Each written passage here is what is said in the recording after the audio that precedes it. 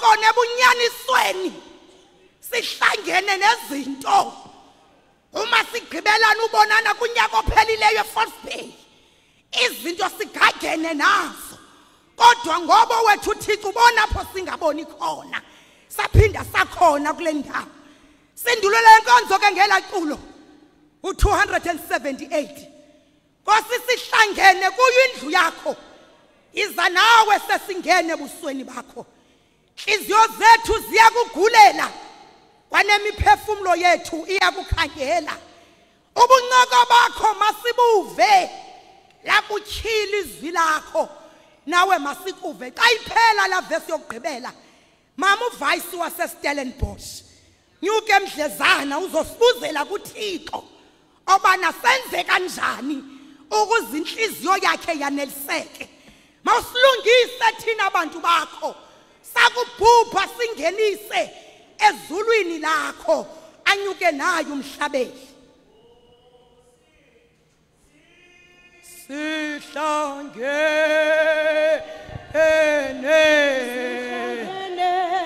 kuyo indlu yakho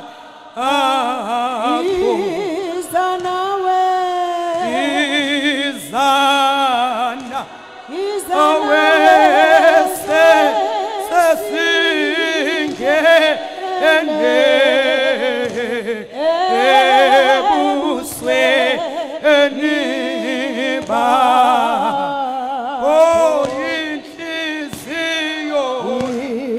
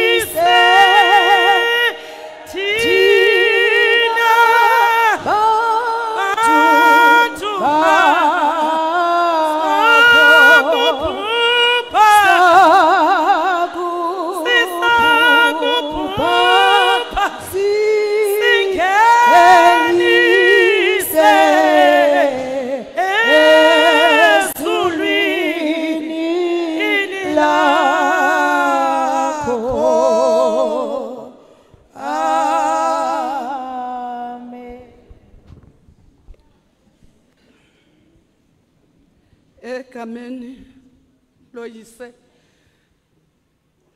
egameni lonyana nasegameni lomoya oyingcwele Thixo wethu Thixo wabazali bethu wena Nkosi unguThixo nasebantwaneni bethu. Sibulela uthando lwakho olungenambaliso Thixo namandla.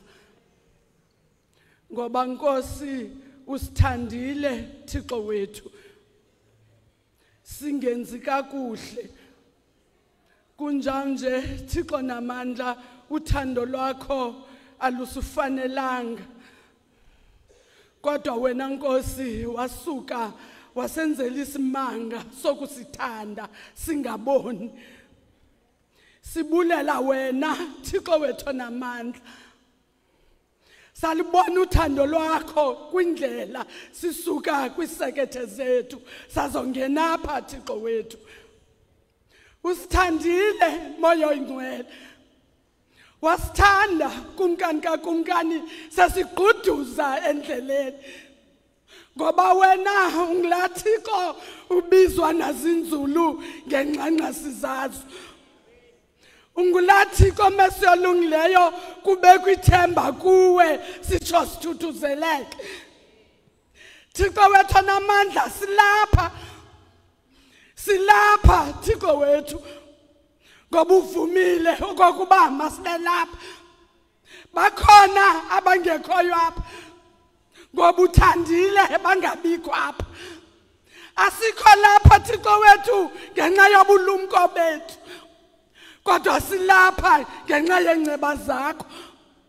Thixo namandla amakhulu, ekuqaleni konyaka Thixo wethu sigqithe ezintweni sadlula ngenxa yakho.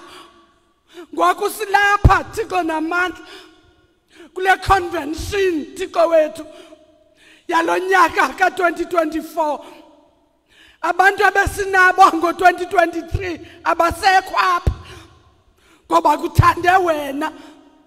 Thixo namandla silapha Thixo wethu.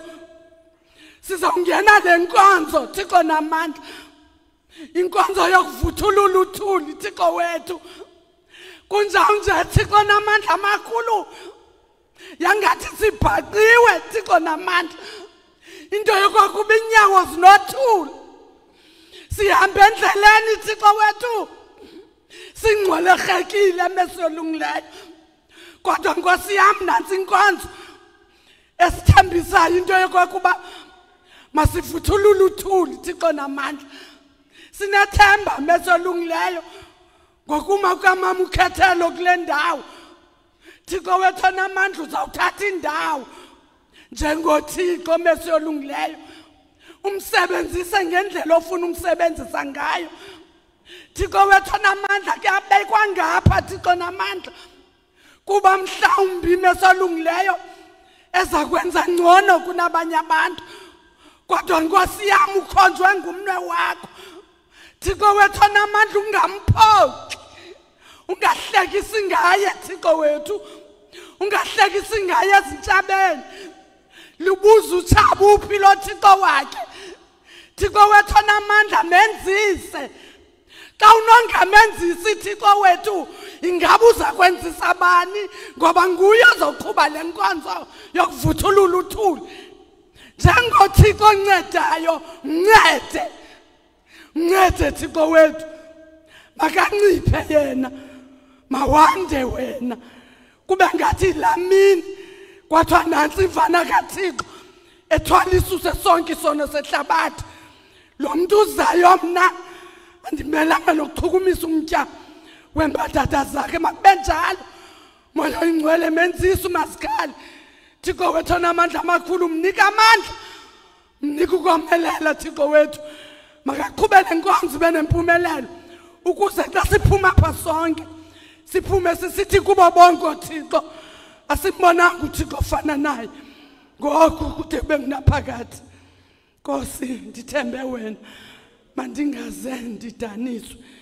Uzusiphathe ngedarhu ngokuba idarhu lakho liphezu kwethu ngoku nangonaphakade. Ukufezwa kwamadinga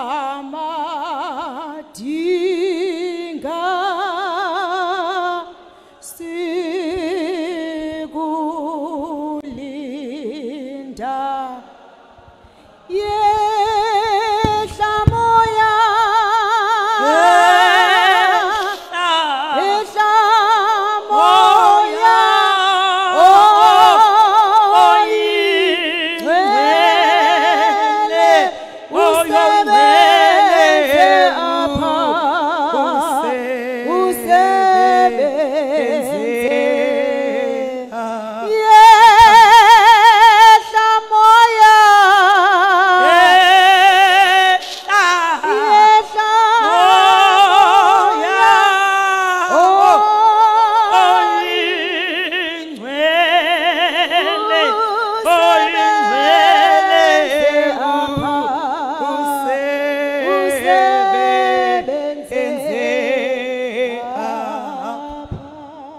Masibulele kumama wase Stellenbosch, umama uVice waphaya ngokusiconnecta nezulu. Kona bomama ubanangaba asiconnectanga. Yonke lento siyenza uyabalilize. Ndisikelelwa ke ngumama unokubhala xa ke funda lo mgaqo wethu manina. Enye yenjongo yazo ithi thina singabafazi bomthandazo ukwandisa ubukumkani bamazulu. Yenye yezinto esiyibizele ukubana apha emhlabeni siyandisa ikingdom yasezulwini. Okwenziwe ezulwini kwenziwe apha ngenxa yokwenza kukamama. Sizawukhangela ke iculo lethu esizawukhangela ngayo intente zethu esawuvuthulula ngalo ithuli. Lela culo 18 Thixo uli langalethu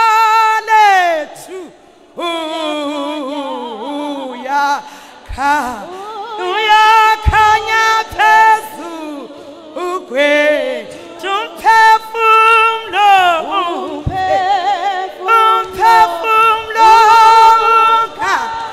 ungabona apho uhambela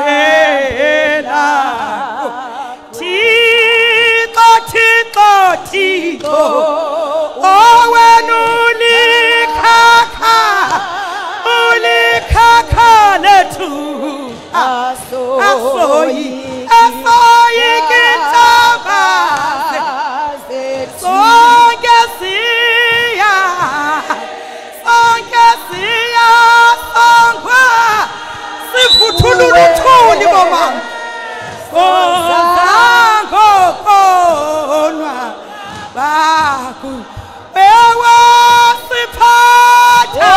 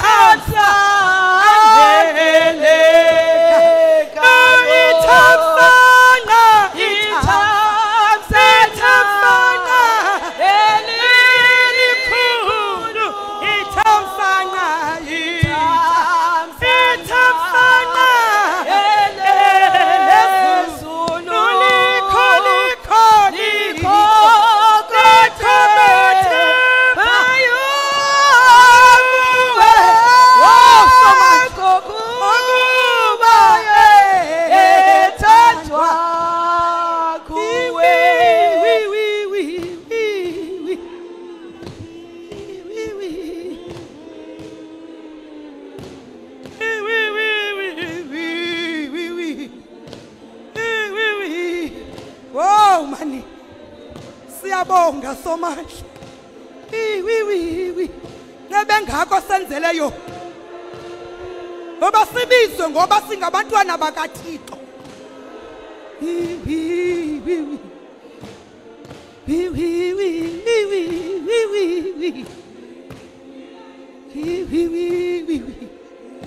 Siyazi uyakwaneliseka njani uThixo. Kodwa yonke lemigudu sizama ukutenga inhliziyo yakhe.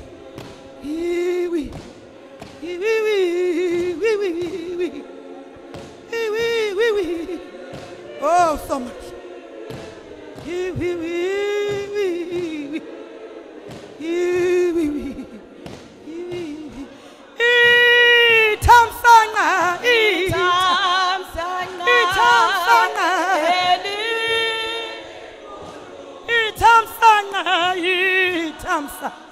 Itamsanga elezulu liko uthembayo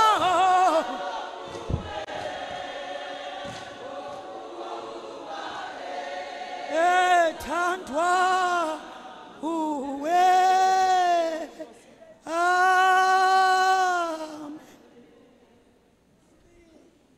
Sizawufunda izwi bomama izwi ke kukuthetha kukaThixo ithi ke lonto ifuna thina sithi cwaka simamela uThixo uthini na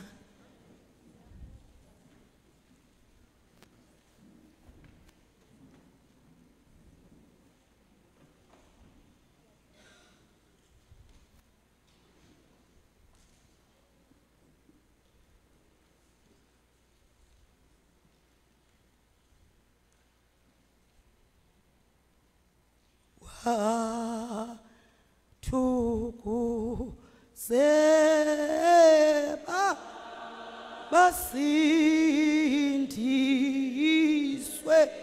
basindiswe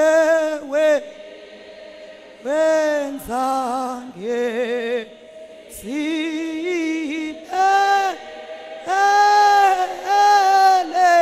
wabanika wabani kunya anawa akhe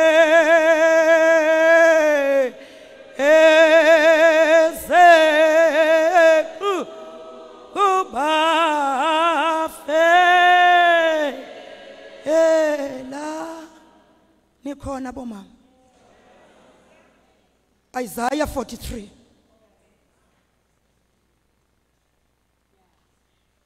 verses 18 and 19.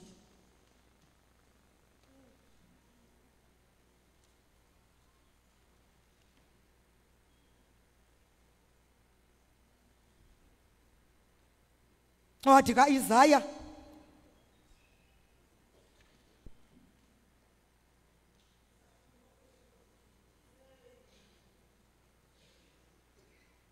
awufunda bomama ezavesi ye-18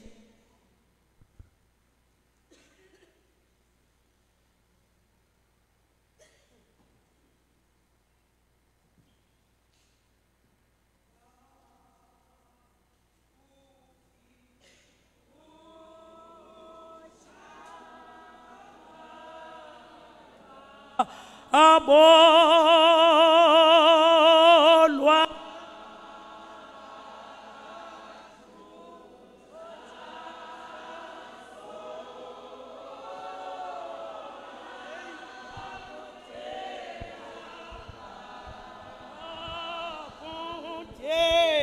dawe enathixo wenathixo beva izwi lalo bomama sawufunda izwi kodwa niyeva okokubana siye senza ntoni sava izwi letshaba sadela uThixo kodwa sizawuva uThixo uthini uma sivuthulula uthuli ngoba phendleleni sihlangene namathuli asithi nca ngoba siye safocusela ushabeni salibala kwa ukhona osidalileyo wa bada lapa antuye ena okufana ngokufana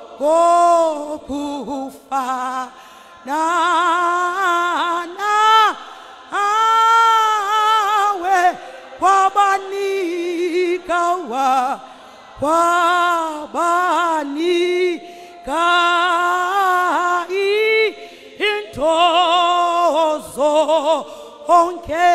into zonke bafanelwa zizo. Oh my God.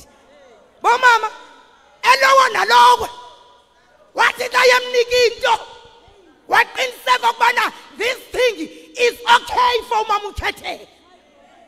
Wathi xa imjonga wayibona ukubana imfanele angandikhonza ngale nto ndimnike yona. My God. Kodwa ngoba kukhona uthabo olukhona. Bomama sivuthulula uthuli. Ndifuna uthi ububuhlangene nento apha endleleni.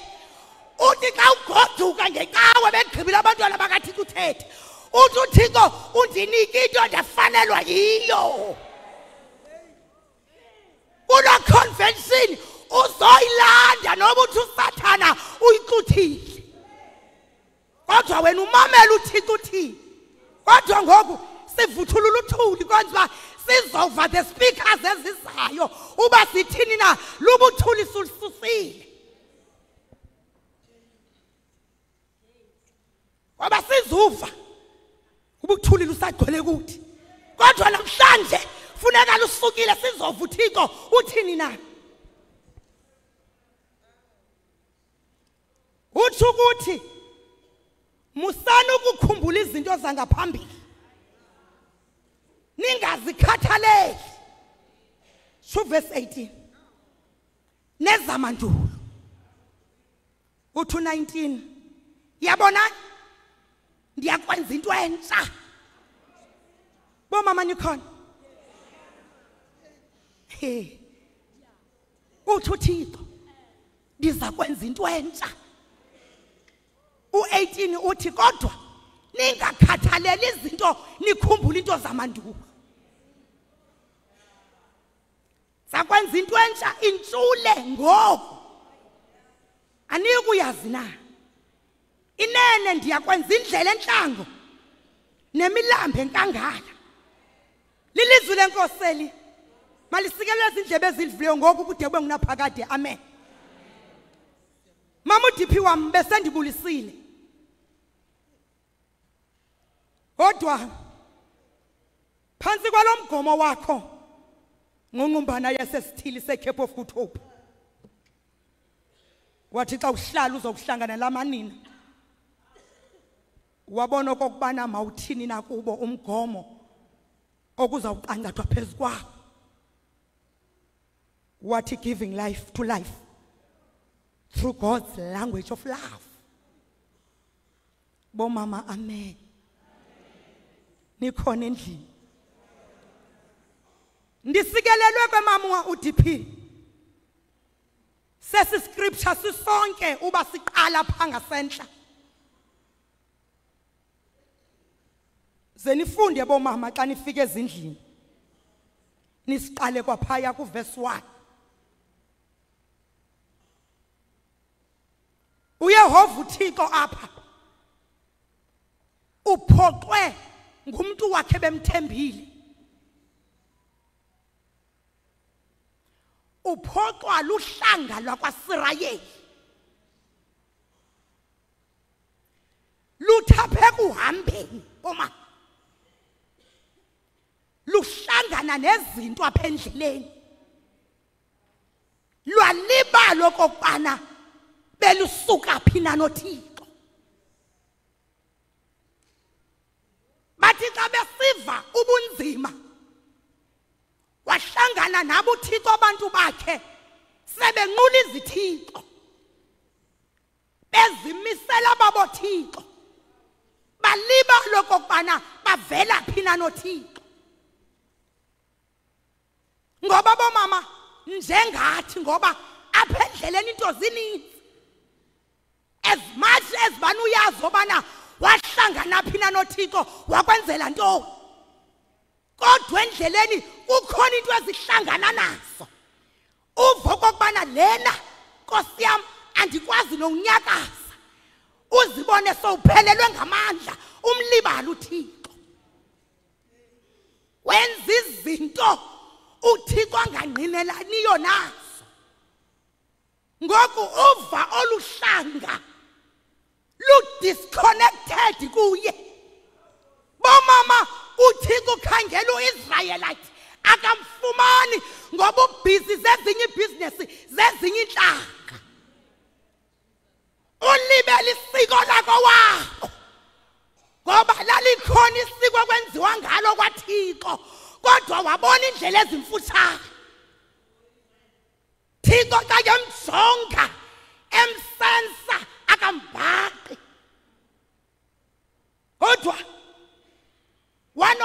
sizi ngaye ngoba uThixo wethu nguThixo nenceba engapheliyo. Bomama sivuthulula uthuli, sihlangene nezinto eziye zamhlazisa uThixo, saphokakala endleleni senza into ezingafanelekanga, sade xa simane sithandaza uThixo angasiva ngoba senzanga kakuhle, sikhonza uThixo bezinye inhlanga. Kodwa siyayazi indlela yokwenza. uThixo unewari ngohlanga ngoba uvela kude nayo. Israyeli kaloku wamsikelela, wamenza uhlanga olukhulu.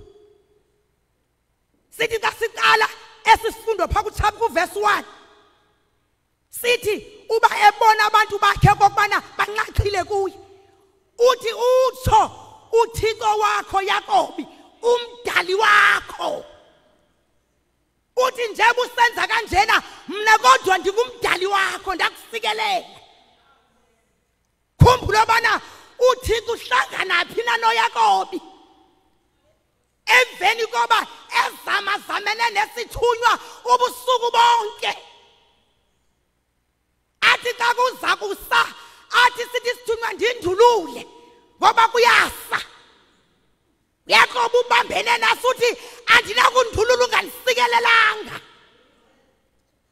Wathi xa zawuthetha naye wathi ungubani igama lakho? Athi ndinguYakobi. Uthi awunakuphinda ukuthi unguYakobi ngoba woyisa uThixo nabantu lwenako. Uyakuthiwa wena ungusirayeli. Kulo Sirayeli kuthethwa ngaye apha. That is why uThixo enejealousy ngaye ngoba usuka kude naye luhlanga lusikeleleyo. Thuthi uYehova umbumbi wakho Sirayeli ngoba wambumba kunzima kuye. Yebo mama kunjalo kanye kuthi ngoba sidalwe nguye futhi wasibumba sisentendeni yesandla sakhe. Kodwa ngoku baphungukana nezinto uyabakhumbuza ubungu bakhe. Uthi ndinguye uYehova uThixo wakho. Ubabuyisela kuye kwakhona. Uthi ndikukhulule ngokukuhlawulela. Musukoyika man kwezinto uhlangana nazo ngoba mna ndinawe. Uthi unqabile esandleni sami ndibangakuphutha andikuboni kanti mina ndiyakuthanda ilizwe lingazange lakuthanda. Kodwa ngoku uma uhlangana nezinto zelilizwe uyanqaqa kum. Awazi nako kubana uthile uThixo zinobana ehlabathini nakuba nebhandezelo. Kodwa zeningoyiki ngoba mna ndiloyisile ihlabathi. Bomama ngulo Thixo lo sihamba naye. Uthi ke ngoku uThixo noba nenze lonto kodwa ezamandulo ke ngoku izinto masizilibale singazikhathaleli ngoba mna ndizawuqala into entsha. Uthe nhlango ndakuvula indlela enkangala kubekho amanzi. Hey man kuthi uThixo emveni koba elanda umuntu wakhe. Bomama sizovuthulula uthuli.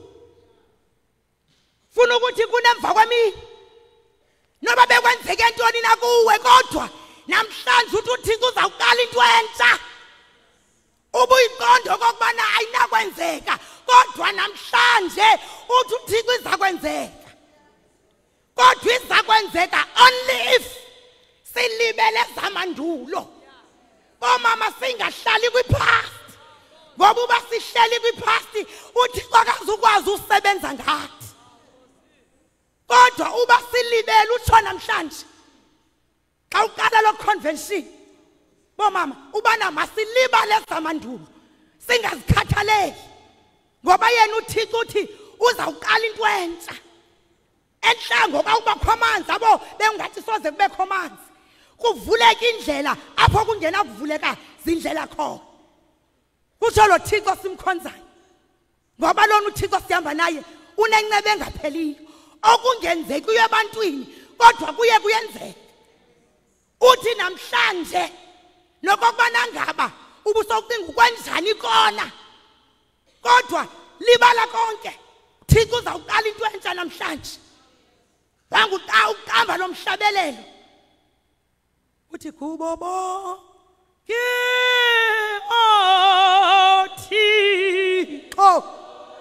Othixo akukho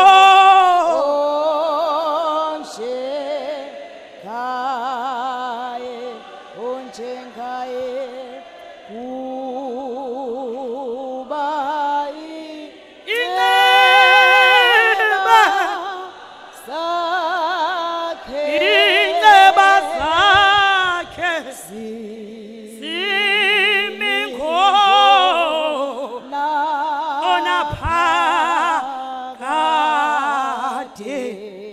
Bomama uba wayiqala into entsha wavula indlela koPaulos noSilas ndithi mina besetelongweni bangena apha ngoba bekhonza uThixo akukho nto imbi bayenzileyo kodwa badumisa nje uThixo kodwa no mabathathwa abafakwe enhlongweni ngoba badisturb icommunity kodwa bathi sebengena enhlongweni ababebethetha twinitsi bomama ngoba xa ezawuqala into entsha uThixo kuwe kudinge kokubana uvala umnyomo ingatsho ezwini lakathi thula wasi mna ndinguThixo ngoba bona ngabuye wazenzela yena uthi cwaka mamela entolongweni kwenzeka badumisa oPaulos belapho abanako babavalelwe entlongweni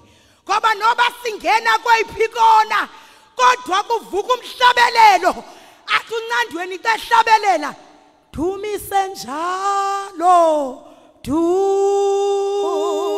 umdumise njalo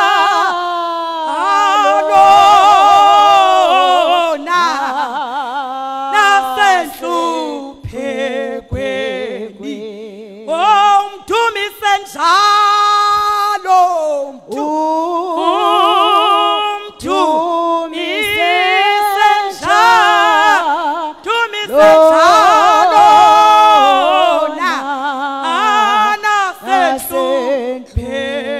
Mama udunyiswa isimo singavumi ubona kokubana leli situation andazi obana ndizawuphumela kanjani kodwa ucela uJob uthi owami umhlawuleli ndiyamazi kuthi kunjalo uhleli kuThixo avula indlela ngoba unguThixo ongaxakwanga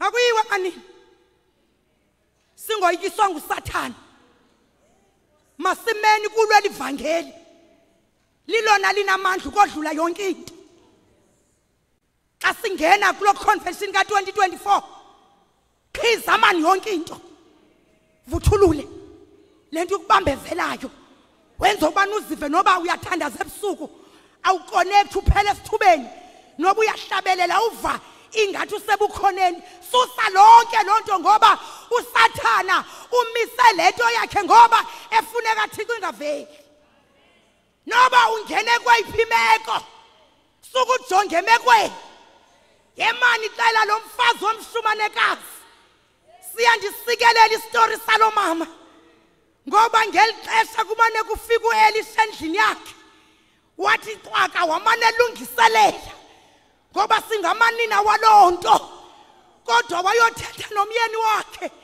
wathi tata kutheni ngathi ngumuntu wakwaThixo lumane sivizithela masenze igumbe liphezulu khona ukuzathi xa fika benendawo ohlala yebo mama kwavela imfihlelo kulo mama engevelanga emyenini wakhe ngoba singomama balonto uThixo bomama zikhile kuthi nobilizwe linjena kodwa avula indlela enkangala azibona umama kuvela irevelation kwixesha linjena ngoba kudingeka abafazi besikhilelo bathi khona ezayo badlezana masihlale emthandazweni simegephini boma singasuka endaweni yokuma noma usathane esilwa kodwa ubamba iposition yakho. Be careful ungasuswa izinto ezingenamsebenzi. Indlela sayizawuvulwa nakuwe. Hlala uncwini uhlala pha kuThixo. Vuthulula kule convention ka2024. Sekuqalwa njena uthi hayi bawondonile bendicinga ndenza kakuhle. Kodwa ingathi ukwenza kwami kundenza okubana wena wemka kum nama ndinqwenela obana ndifane namaSirayeli. Thilo mama ambhidela apha phezulu upstairsini wathi ngumuntu kaThixo. Let's respect him. Tata ndincede. Wamane fika lo tata. Kanti uyijongile lenkosikazi. Ngoba bomama uma sisenze ngangathi uThixo akasijonganga. Uzivubulaleka. Uthi kunini ndimkhonza uThixo. Kunini ndimthandaza uThixo. Kodwa kuhlekiswa ngami elokishini. Ndim lona ubulalekayo kodwa ndikhonza wena. Cela lenkosikazi. Futhi xa ndijonga phe eBhayibhileni ayinagama. Kuthiwa ngumshumanekazi. Bomama vuma ungabi nagama. Vuma ungaziwa gama kodwa kufike lo xesha lobuncedakala. Okudingekayo kuba wena usondele kuThixo. Kanti uThixo umjongile kwayiwa kuye. Wathi kuGehazi uElisha khawuye umbuzo bana singamnceda ngantoni. Ngoba uElisha usikelelwa kukwenza kwale nkosikazi. Hey Nkosi yami. Wathi sesiya kuye. Wathi xa uGehazi embuza uyabuza inkosi uba ungenzelwa ntoni. Wathi hayi andidingi into nje bengisenza yonke lento. Umuntu wakwaThixo makahlale. Mina kule ndawo ndihleli nabantu bakuthi. Akho nto ndidinga uyenzelwa. Bomama lenkosikazi seva ingajonganga kubuyekezo. Ikhonza uThixo. Wathi sebuyela kuye uGehazi uElisha esithi hayi uthi akadingi into. Wathi khamjonga uba inoba intoni into angabe uyayidinga. Wathi xa ndijongile zange baba naye umntwana.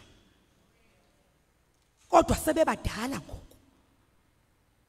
Lenkosikazi bomama yadlula entweni noba ingenamntana.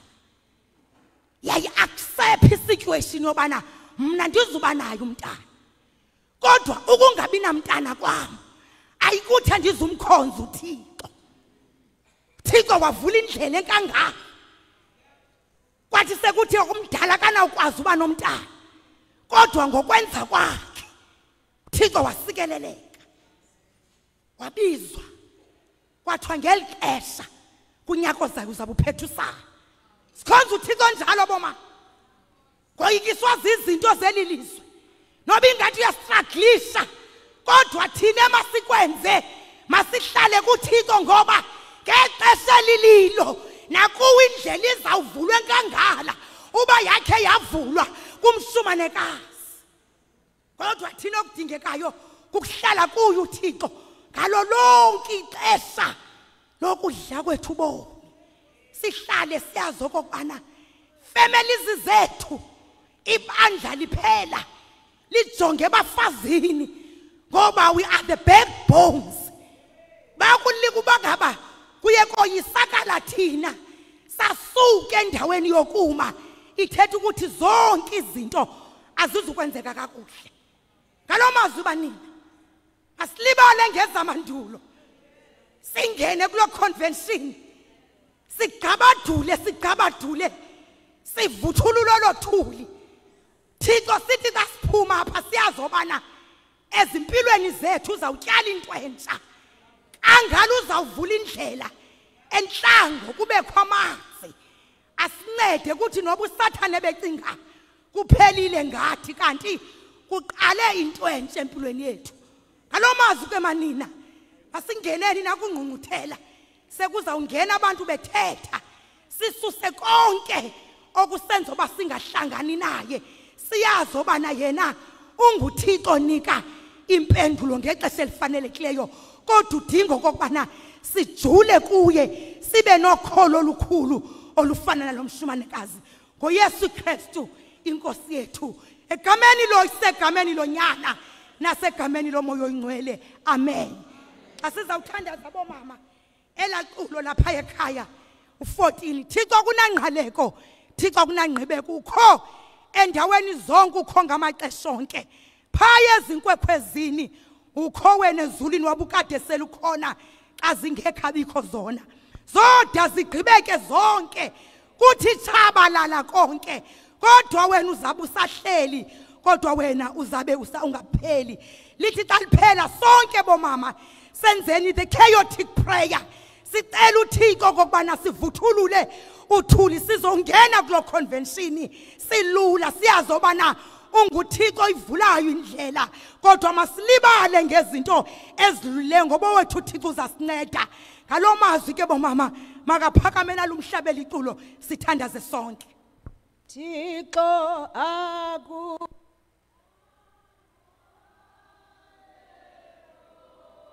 Oh Thixo akuna qhibeko ukho endaweni zonke ukho ngama Paya, paya, paya. Oh, paya ezi. Wenkwezini. Ukho wena, ukho. Ukho wena ezulwi. Niwabukade wabu. Wabukade selu. Ukhona.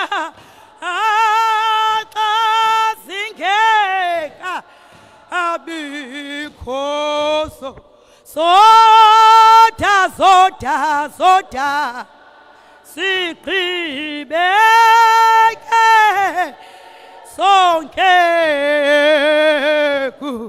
kuthi shaba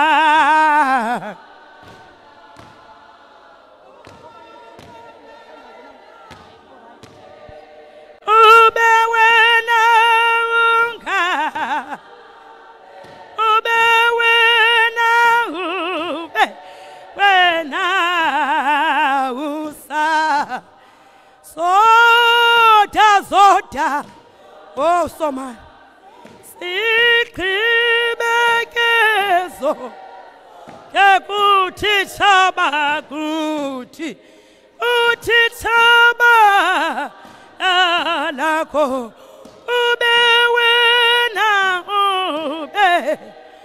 ube wena unga apheli ube wena usa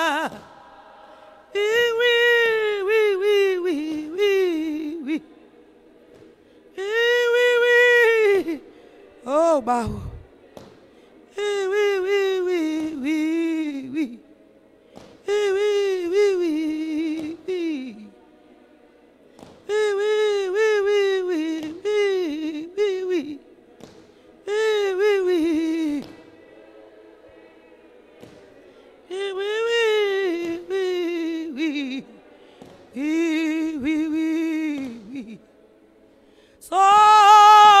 zoda siqhibekezo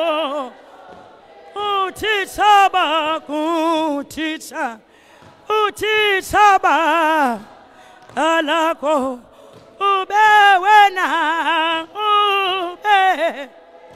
ube wena ube wena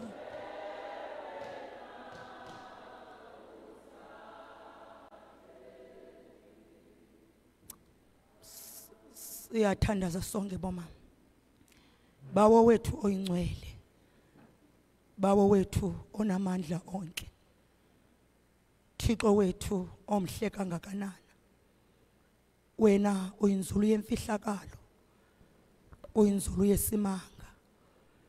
UnguThixo owayekhona emandulo umhlaba wonke ungekabikho, izinto zonke zabakho ngawe. Silapha bawona amandla emva kwemini nje. Nali lizwi lakho lithethiwe kule ndawo, bawo wethu othandekayo. Sivile Nkosi oyingcwele ukuthi asenzanga kakuhle, wade Nkosi enamandla waflayithela. Kodwa bawo ingcwele, uma kujika ilanga sithi sicela uxolo phambi kwakho, sincede Jehova. Ezinye izinto senziwe kungaqondi, Thixo wethu othandekayo. Siguqa phambi kwetrone yobabalo lwakho, sithi ngxe mhlekazi, Thixo wethu othandekayo. Sibuyisele Nkosi ebukhoneni bakho, ngoba ukwenzeka kwezinto kuyabonakala ukuthi bawona amandla senzanga kakuhle. Kodwa Thixo namandla, emalanga nje sicela wena uthabatha indawo, benguThixo ezihlizweni zethu. Bawona amandla ubonakale, uvula indlela Thixo namandla, ngoba wena unguThixo okwazi ukwenza konke kungenzeki ebantwini. Sikwethembile ke bawo, sikwazi ukuthi uzosenzela konke egameni loYesu Kristu waseNazaretha. Amen.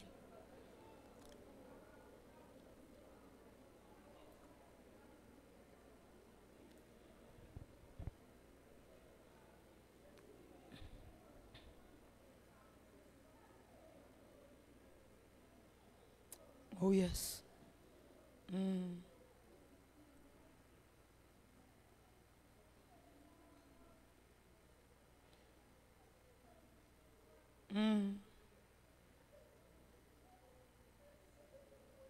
Oh yes. Sincede bawo. My God. Yeah. Oh yes. Yeah. Oh yes. Sincede bawo.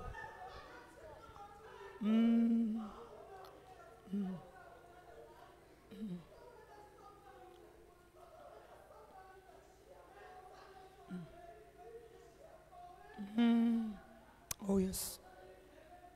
Yeah.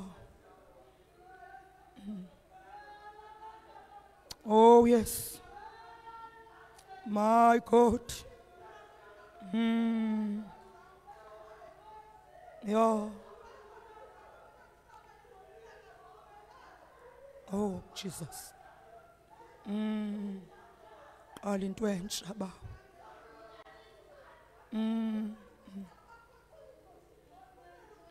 Yeah.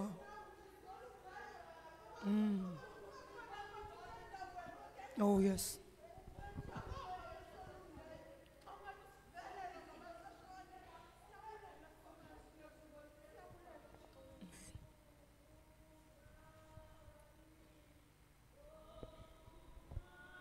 Alisa. Wena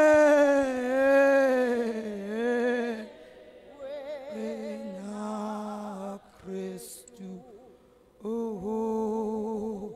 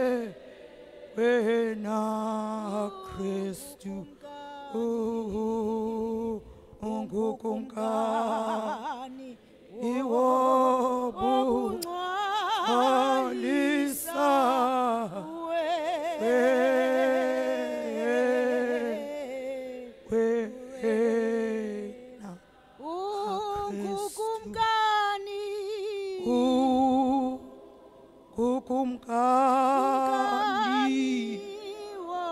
Oh somandla, siyabonga Baba, sincede somandla, masiqhizwe nguwe sizokwazi ukutyala into entsha ezimpilweni zethu. Ungukumkani ngoba uzukwazi uyityala sisagcwele uthuli lweli lizwe, kodwa vuthulula Baba, vuthulula Baba, silibalise sonto zakudala. Oh yes, ungukumkani iwobu alisa. Ameni ewe ena a Kristu. Yeah. Oh yes, sabonga mongcwele Jesus. Oh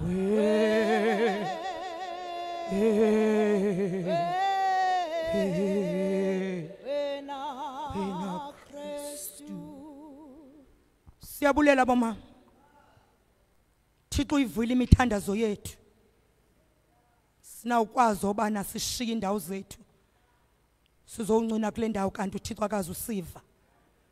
Kona sathi xa siphuma pha ngecawe esindulula mama upresident, impilo yethu izabe ingafani nakuqala. Ndiyathemba koba ndigqibile kwam umsebenzi mama upresident, kodwa bomama makhe sithi yemayi yema yema yema yema yema yema yema yema yema yema yema nikhona bomama beKapa leThemba. Yema yema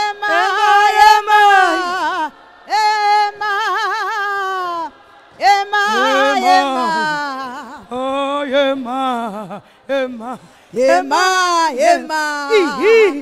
yema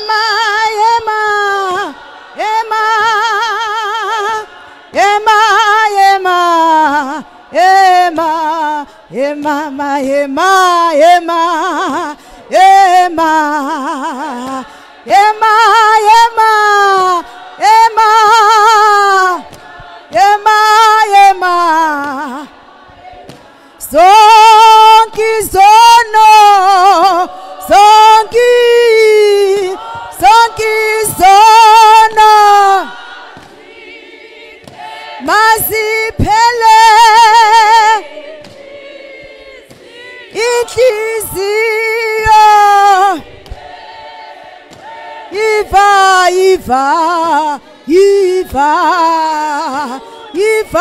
undi titetelele hema hema hema hema hema hema hema hema hema ewe hema hema hema Godu hema hema hema hema hamba mama hema hema hema hema hema hema hema zonke izono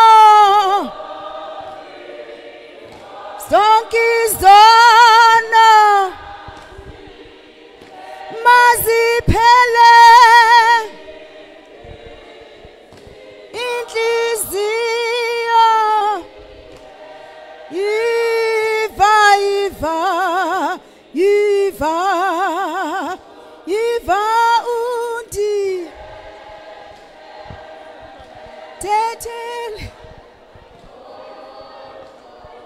Enkosi, enkosi. Enkosi mama uNomganga. Enkosi mama uKhuboni. Enkosi bazali. Yabona ke le ngoma ayimfuni umuntu ongcwele kakhulu. Ifuna ukwazi ukwenza iroboto, yayibona? Because funeka ukuthi hema, hema. Enkosi kakhulu. Enkosi kakhulu bomama bam. Kaloku thina simhambi umzoli no Renz. Nguye lo. Ensakonwaba apha nini ngoku. Enkosi kakhulu. Ndiyayazi uba ndithetha ilanguage abantu abaninzi ngoku. Masibulele kumama uKhethelo ngenkonzo emnandi kangaka. Esikhumbuza okokubana into zokuqala zigqithile ngoku singena kwezintsha. Futhi siqala unyaka wethu omtsha Cape of Good Hope. Bomama bam bayacela otata abasishicilelayo bacela into okokubana xa sijiva sithi be careful of equipment. Kufuneka isilastile until Sunday. And ke any damage eyenzekileyo izazibangela okokubana sibe nedamage esiyenzayo enxoweni yethu. Ndiyacela ke xa siyenza kanjalo sijonge okokubana i-equipment unobhala ndicela confirm ebazali okokuba each and every circuit ifumene le order of business okanye iprogram yethu, i-circuit zonke zinayo.